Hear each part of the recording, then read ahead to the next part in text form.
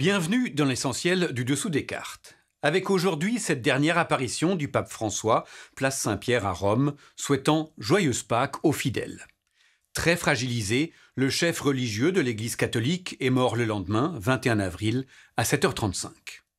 Depuis, le monde entier salue ce jésuite argentin, premier pape non européen depuis 1300 ans.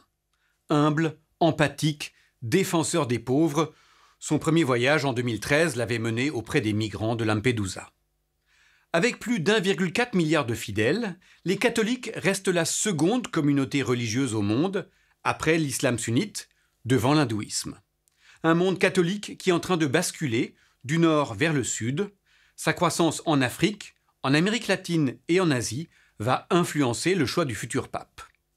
Choix qui aura lieu au Vatican, siège spirituel et temporel de l'Église. Sortons nos cartes. Au cœur de l'Italie, enclavé dans la ville de Rome, le Vatican est le plus petit État indépendant au monde, 44 hectares et moins de 1000 habitants. La cité du Vatican est construite autour de la basilique Saint-Pierre, bâtie sur la tombe de Pierre, l'un des 12 apôtres du Christ, mort en martyr en 67. C'est à la Renaissance, sous le pape Jules II, que la basilique prend sa forme actuelle. C'est l'une des plus grandes églises au monde.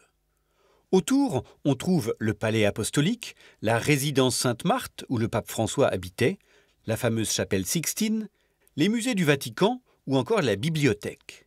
Les jardins occupent presque la moitié du territoire. Ce minuscule État dispose d'une gare, d'une poste, d'une radio qui émet en 33 langues, d'un quotidien et de sa propre armée, les gardes suisses.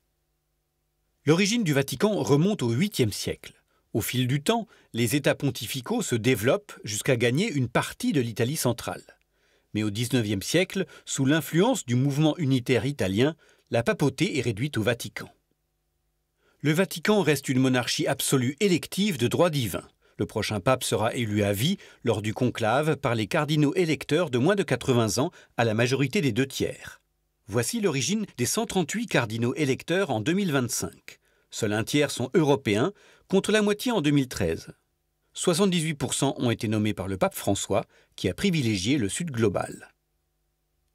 Défense des réfugiés, de l'environnement, condamnation de l'argent roi, mais maintien de l'interdiction de l'IVG et du célibat des prêtres. Le pape François n'a pas révolutionné l'Église, mais il s'est battu jusqu'à la fin. L'une de ses dernières rencontres dimanche fut avec le vice-président américain J.D. Vance, qu'il avait violemment critiqué en février dernier.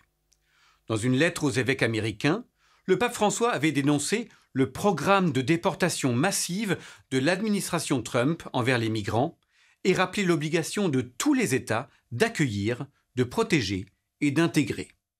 Et François de conclure « La famille de Nazareth en exil, Jésus, Marie et Joseph étaient des émigrants en Égypte et des réfugiés. » Voilà, l'essentiel du dessous des cartes, c'est fini pour aujourd'hui. À bientôt.